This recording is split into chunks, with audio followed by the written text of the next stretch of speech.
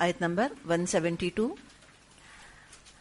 ہم نے اس کے بارے میں بات ابھی کی تھی کہ جب کفار احد کے میدان سے یعنی کہ اس میدان میں سے میدان جنگ سے لوٹ کر واپس مکے کی طرف روانہ ہو گئے تو کچھ آگے جا کر یعنی مدینے سے تقریباً 8 میل کے فاصلے پر حمراء الاسد نام کی جگہ ہے. حمراء ایسے احمر لفظ بنتا ہے، ہا اسد، حمراء الاسد نامی جگہ پر پہنچے تو ان کو یہ خیال آیا کہ پہلے ان کو خیال کیا آیا تھا کہ ہم مدینے پر حملہ کر دیتے ہیں پھر پلٹ کے.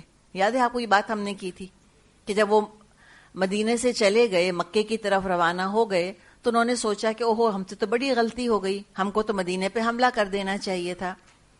لیکن جب وہ حمراء الاسد کے مقام پر پہنچے، یہ مدینے سے 8 میل کے فاصلے پر جگہ ہے، تو وہاں ان کو یہ خبر ملی کہ آپ صلی اللہ علیہ وسلم ان کا پیچھا کر رہے ہیں.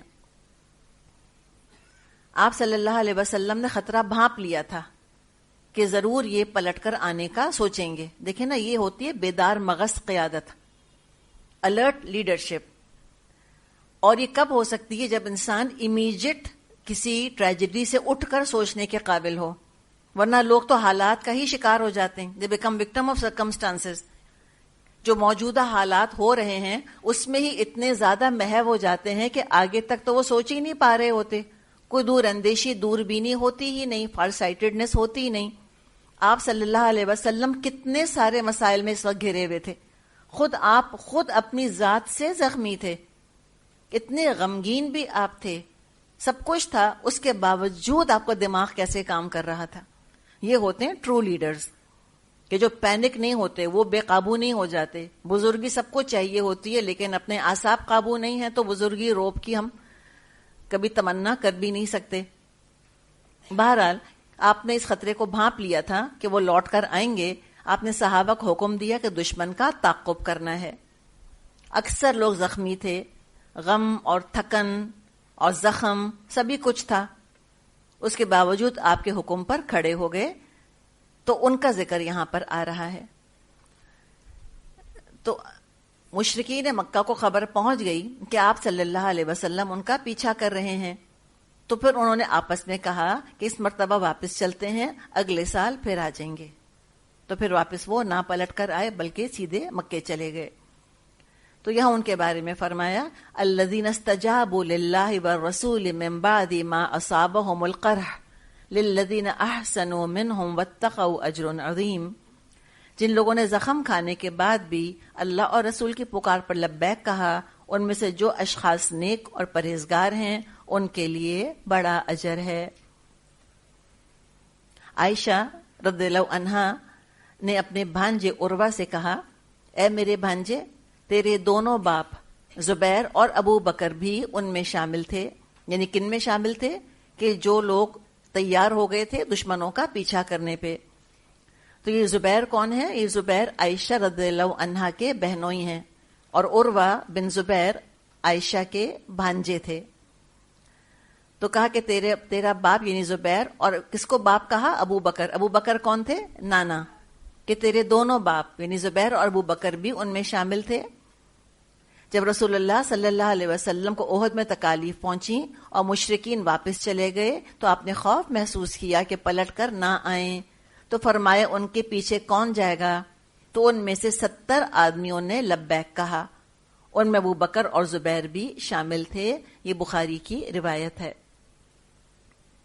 الذین قال لهم الناس ان الناس قد جمعوا لكم فاخشوهم فزادهم ایمانا وقالوا حسبنا اللہ ونعم الوکیل.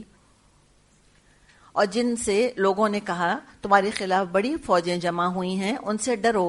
یہ سن کر ان کا ایمان اور بڑھ گیا اور انہوں نے جواب دیا کہ ہمارے لیے اللہ کافی ہے اور وہ بہترین کارساز ہے. تو لوگوں نے آ کر مدینے میں خبریں دی تھیں کہ ابو سفیان جو ہیں یعنی کہ وہ حملہ کر رہے ہیں. یہ ہو سکتا ہے کہ بات کس وقت کی ہو؟ جب احد کی جنگ چھڑنے والی تھی اس وقت لوگوں نے خبریں دی ہوں گی آ کر کہ بھئی مکے والے تیاری کر رہے ہیں، 3000 کا لشکر لے کر آ رہے ہیں، اتنے اونٹ، اتنے گھوڑے، اتنی زرہیں ان کے پاس ہیں. تو جب یہ خبر ملی اور کہا کہ بھئی تم ڈرو، دیکھو وہ حملہ کرنے والے ہیں. تو کیا ہوا مومنوں کا معاملہ؟ فزادہم ایمانا، ان کا ایمان اور بڑھ گیا. ہم کہیں یہ کیسی بات ہے؟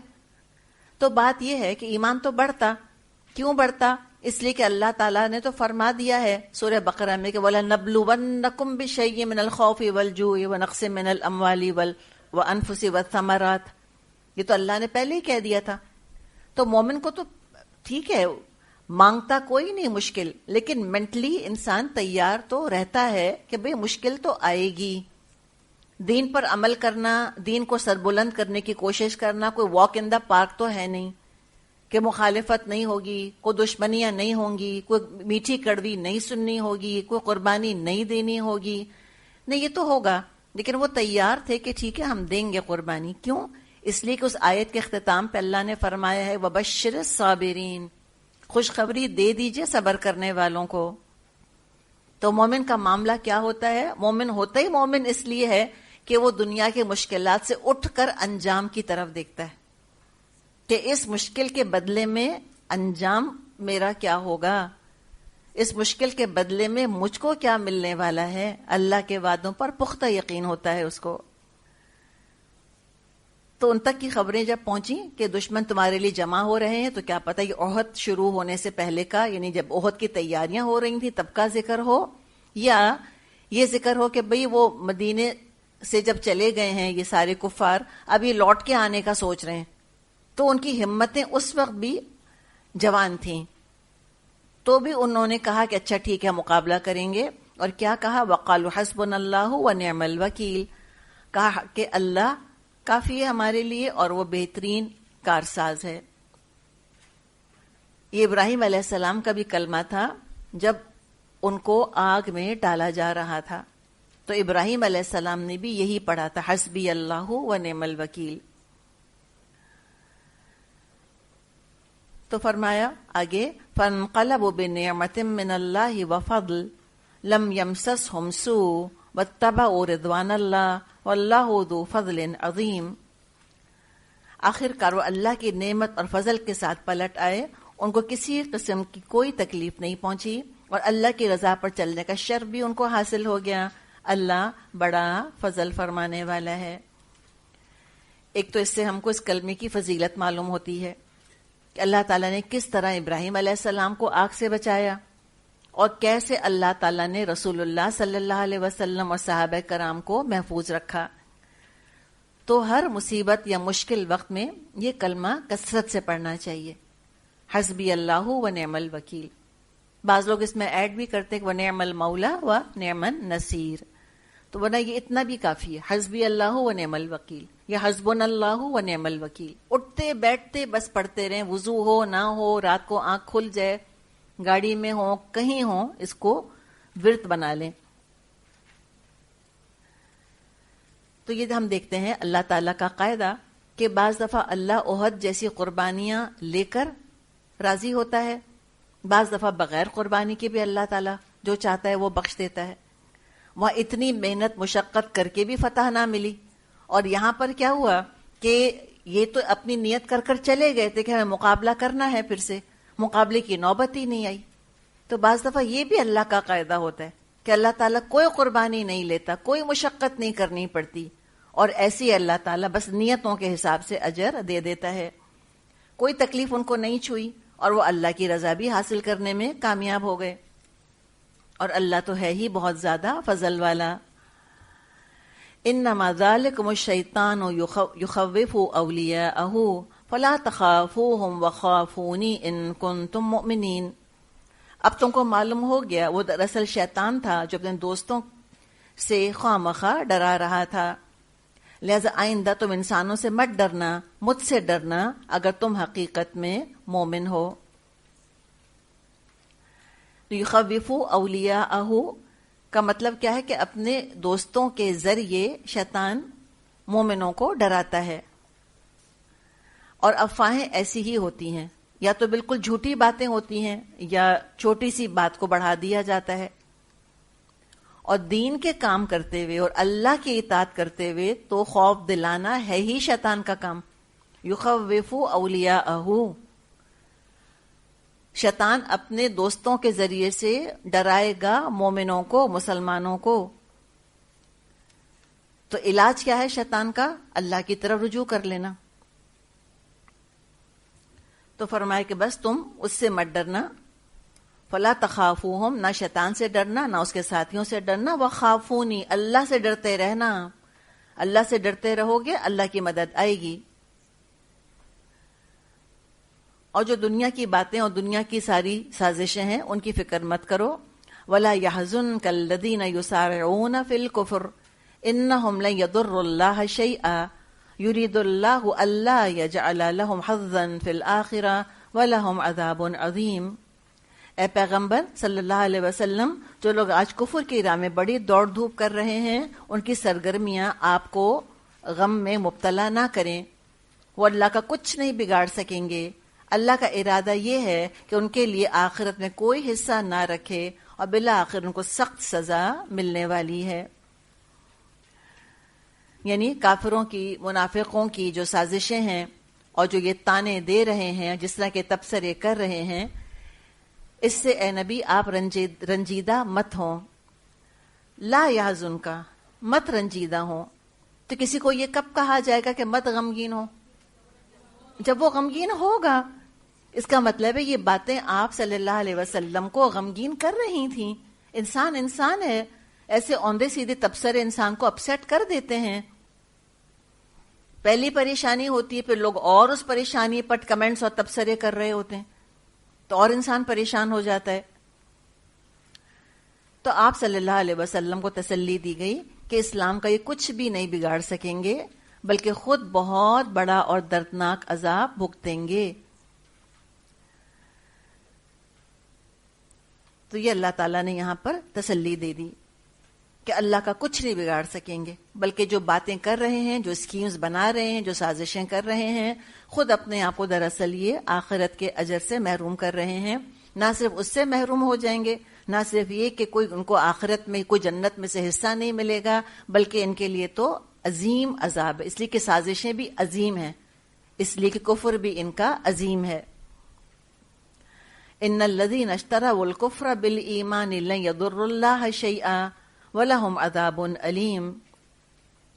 جو لوگ ایمان کو چھوڑ کر کفر کے خریدار بنے ہیں وہ یقیناً اللہ کا کچھ نقصان نہیں کر رہے، ان کے لیے دردناک عذاب تیار ہے. تو جو کچھ یہ کر رہے ہیں اللہ کا کیا بگاڑا ہے؟ انہوں نے خود ہی بھگت لیں گے، خود ہی اللہ تعالیٰ ان کو سزا دے دے گا. پھر آگے فرمایا وَلَا يَحْسَبَنَّ الَّذِينَ كَفَرُوا أَنَّمَا نُمْلِي لَهُمْ خَيْرٌ لِأَنفُسِهِمْ إِنَّمَا نُمْلِي لَهُمْ لِيَزْدَادُوا إِثْمًا وَلَهُمْ عَذَابٌ مُهِينٌ. یہ ڈھیل جو ہم ان کو دے رہے ہیں اس کو یہ کافر اپنے حق میں بہتری نہ سمجھیں. ہم تو ان کو اس لیے ڈھیل دے رہے ہیں کہ خوب بارے گناہ سمیٹ لیں، پھر ان کے لیے سخت رسوا کن عذاب ہے. تو دیکھیں تین مختلف الفاظ آئے ہیں، عذاب عظیم، عذاب علیم اور عذاب مہین. کفار کا اللہ تعالیٰ نے فرمایا کہ ہم ان کو ڈھیل دے رہے ہیں.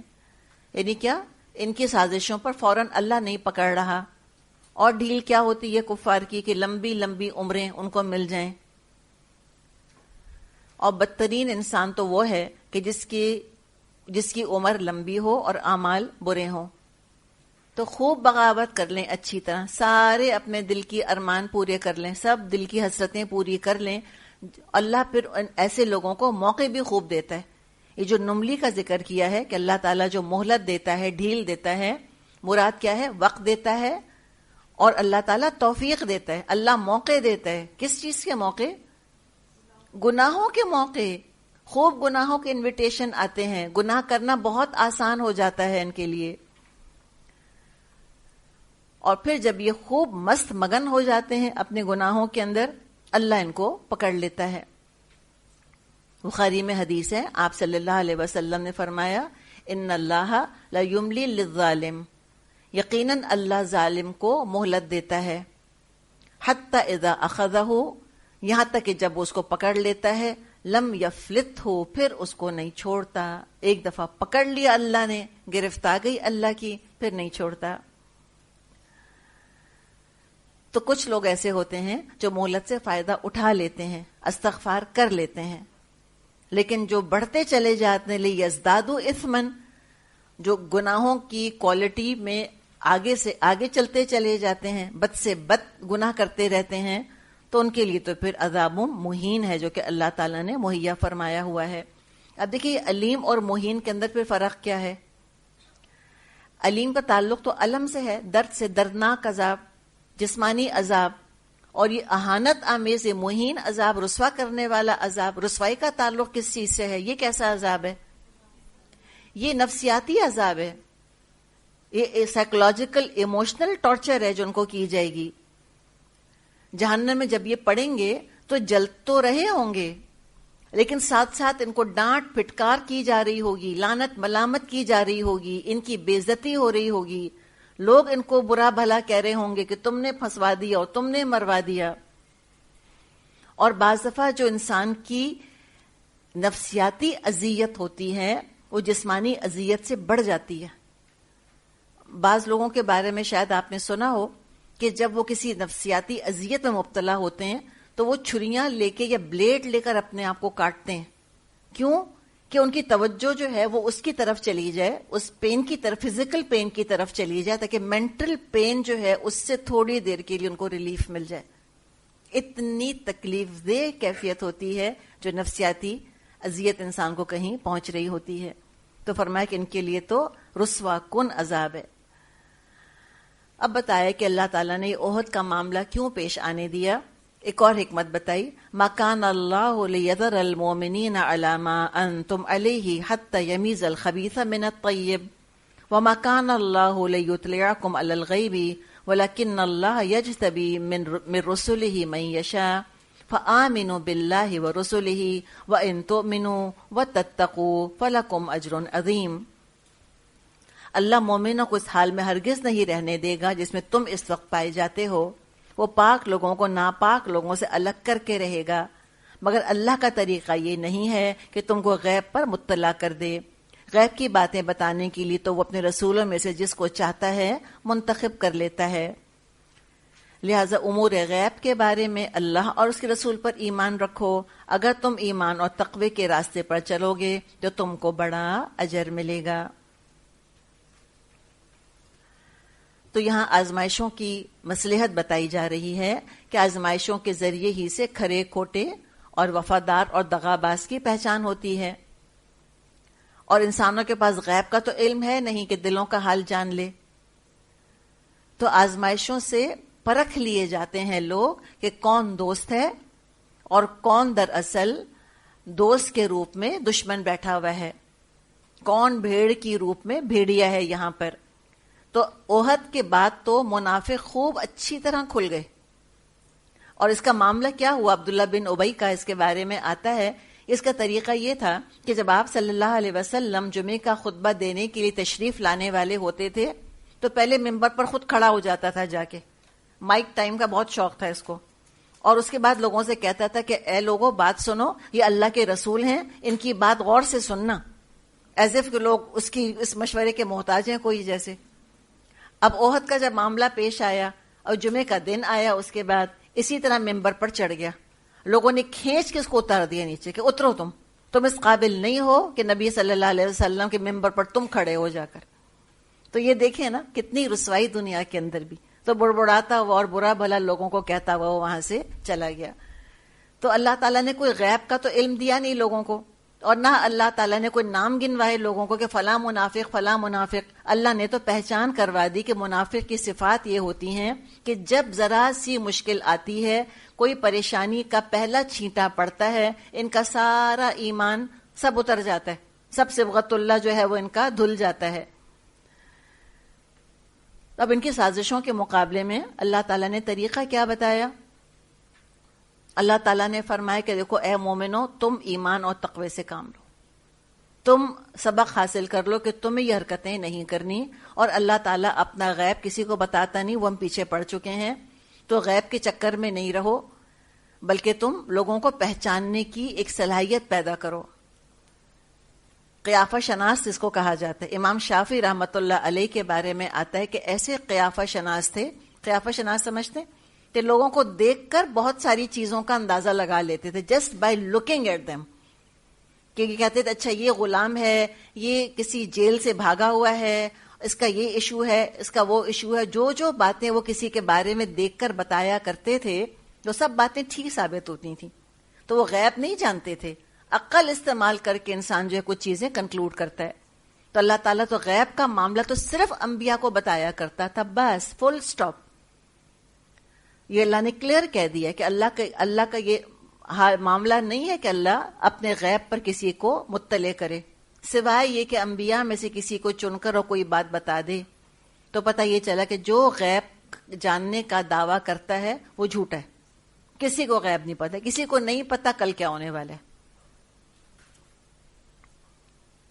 وَلَا يَحْسَبَنَّ الَّذِينَ يَبْخَلُونَ بِمَا آتَاهُمُ اللَّهُ مِنْ فَضْلِهِ هُوَ خَيْرًا لَهُمْ بَلْ هُوَ شَرٌّ لَهُمْ سَيُطَوَّقُونَ مَا بَخِلُوا بِهِ يَوْمَ الْقِيَامَةِ وَلِلَّهِ مِيرَاثُ السَّمَاوَاتِ وَالْأَرْضِ وَاللَّهُ بِمَا تَعْمَلُونَ خَبِيرٌ. جن لوگوں کو اللہ نے اپنے فضل سے نوازا ہے اور پھر وہ بخل سے کام لیتے ہیں, اس خیال میں نہ رہیں یہ بخیلی ان کے لیے اچھی ہے, نہیں, یہ ان کے حق میں بہت بری ہے. جو کچھ اپنی کنجوسی سے جمع کر رہے ہیں وہی قیامت کے روز ان کے گلے کا طوق بن جائے گا. زمین اور آسمانوں کی میراث اللہ ہی کے لیے ہے اور تم جو کچھ کرتے ہو اللہ اس سے باخبر ہے.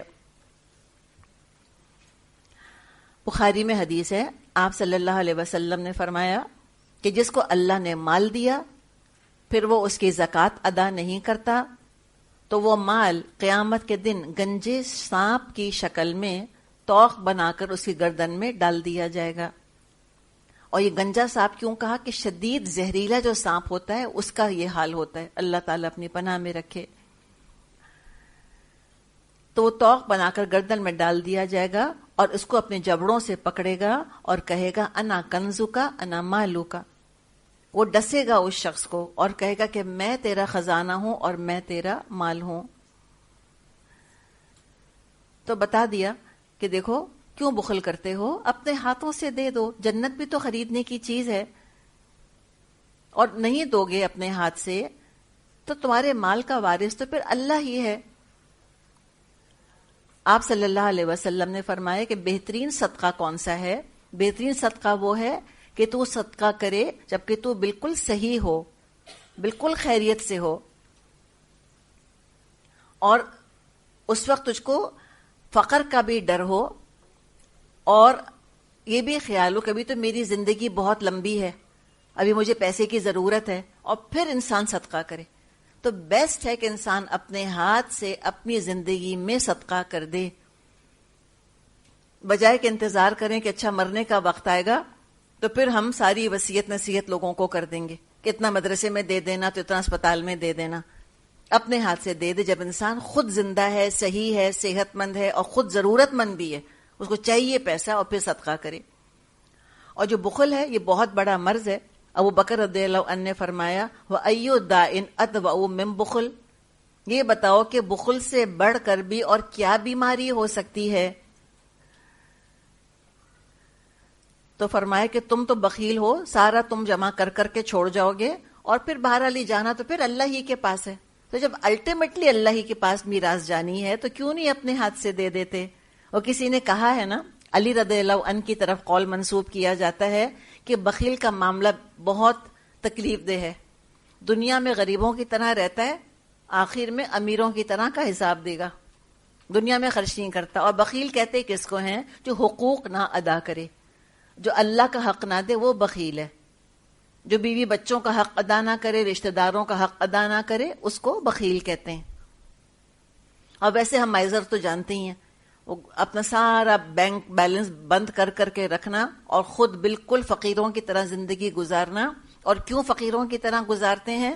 شدید دنیا میں پیسے سے محبت کی وجہ سے, اور ڈر یہ لگتا ہے ان کو اگر ہم نے اچھا کھا پہن لیا تو ہم کو دیکھ کر لوگ مانگنے نہ آ جائیں کہیں ہم سے. ان کو اندازہ ہو جائے گا کہ ہمارے پاس پیسہ ہے تو وہ مانگنے نہ آ جائیں, اس خوف سے اپنے اوپر بھی خرچ نہیں کرتے. تو کتنی تکلیف دہ زندگی ہوتی ہے بخیل کی. اور سچی بات ہے کہ الحمدللہ مسلمانوں میں یہ بیماری بہت زیادہ کم ہے اللہ کے فضل سے. کچھ ہوتا نہیں ہمارے پاس، لیکن خرچ کرنے میں ہم بڑے ماہر ہیں الحمدللہ، اور رشتہ داروں کو دینا، غریبوں کو دینا، الحمدللہ ان سب میں بھی الحمدللہ ہم آگے ہیں. بس یہ دعا کریں کہ اللہ ہم کو زکوٰۃ دینے والا بنائے. بس زکوٰۃ دینے میں ڈنڈی مارتے ہیں، سب اپنی زکوٰۃ دینا شروع کر دیں تو پھر آپ دیکھیں انشاءاللہ تعالی کہاں سے کوئی غربت رہے گی دنیا میں. چلیے الحمدللہ ہم یہیں تک کرتے ہیں. وآخر دعوانا ان الحمدللہ رب العالمین. انہوں نے اتنا اچھا ایک شعر بھیجا تھا، وہ جو ہم نے بات کی تھی نا کہ لیڈر کو کیسا نرم ہونا چاہیے. انہوں نے کہا کہ کوئی کارواں سے چھوٹا کوئی بدگماں حرم سے، کہ میرے کارواں میں نہیں خوئے دل نوازی. کہ دل نوازی کیا؟ کہ جو لیڈر ہے اس کو دل جیتنے نہیں آتے. سبحانک اللہم و بحمدک نشہد ان لا الہ الا انت نستغفرک و نتوب الیک. السلام علیکم ورحمۃ اللہ وبرکاتہ.